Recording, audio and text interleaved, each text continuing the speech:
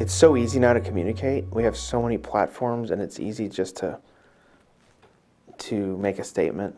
So you have Twitter and Facebook, or you can write a blog, and it's so easy just to be emotional and write something.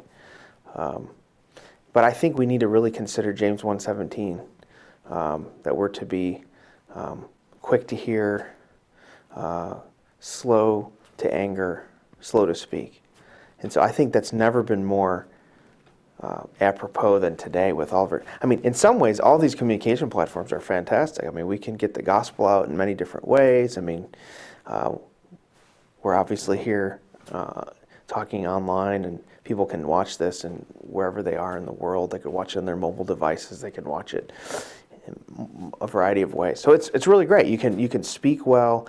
The playing field's leveled so that there's voices that rise up that maybe wouldn't have had a chance several decades ago. But in the same token, it also can nourish our worst instincts. So I think as Christians, we need to think through our online engagement. If we're going to be part of what I've called the digital water cooler, if we're going to be part of that conversation, it doesn't just matter that we say something. It also matters how we say something. I mean, if you think of Peter writing to the sort of minority Christians in the first century and saying to them, you know, you're strangers and you're pilgrims, and people are going to hate you for being Christians. He's saying, have courage, you know, stand up for the truth, but also be civil. I mean, he's saying hold both of those.